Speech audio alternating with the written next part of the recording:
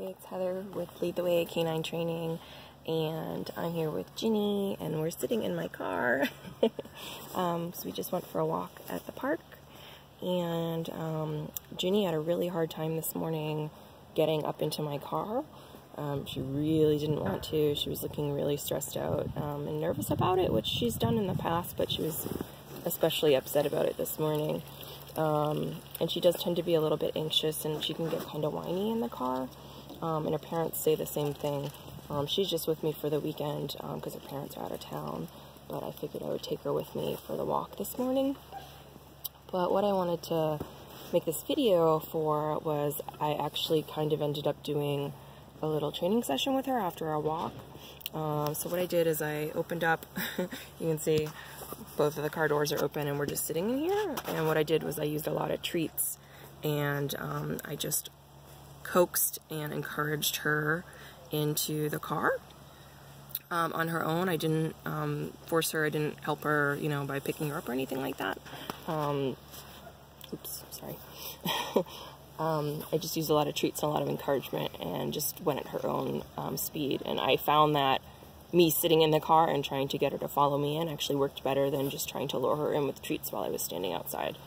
So if you guys have dogs that are nervous about car rides or getting in and out of the car, especially if they're bigger dogs, they should totally be able to do that by themselves. It's not great for you to be picking up big heavy dogs all the time, unless they have bad back or something like that, or bad hips. But anyway, so what I ended up doing after we got into the car was a bit of what's called conditioned relaxation. So basically I just kind of started massaging Ginny because she was panting and she was still a little bit worked up and stressed out from getting into the car, even though she accomplished it and looked okay. So as you can see, I'm doing it a little bit right now. I started at her shoulders, and the first thing I noticed, there you go, the first thing I noticed is that she stopped panting and she looked a lot more relaxed. Her eyes were blinking a little bit slower. She looked kind of sleepy. And as you can see, she just laid down. So she's definitely getting more relaxed. She's enjoying this. And so I've just been kind of gently massaging her body, starting with her shoulders. I went down, you know, to her chest, and her arm, or her front legs, I guess.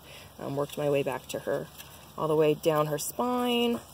And then I was starting working on her thighs, and when I pulled the camera out, of course it startled her and she jumped up. But basically what I'm gonna do is help her get relaxed, and that's what the massage is for, is to help her figure out, sorry, I'm trying to figure out a good angle for the camera so you can see what I'm doing. Hey Ginny.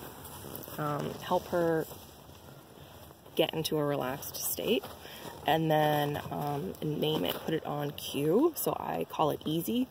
You could call it calm or relaxed or whatever, chill.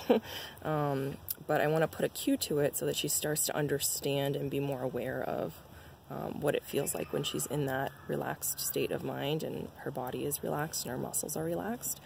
And over time, if you do this often enough, and you really kind of make it into a part of your training, you know, it's something you work on as well as your obedience training, you can actually start to help prompt the dog when they're starting to get worked up, whether they're just anxious and stressed, or whether you have a dog that, you know, is a bit reactive, you know, or they get nervous about stuff. You can help them get into that relaxed state by asking and prompting and using the cue that you've already established through your training. Oh, you can close that door. Okay, yeah, you're right. Sorry. Somebody's trying to get in the car next to us and I have the door open. But anyway, I just wanted to kind of explain that, and I'll try to get a better video this afternoon of us working at this at the house. This obviously isn't the best place because we're at a park, but it just kind of happened. So anyway, that's all. Thanks.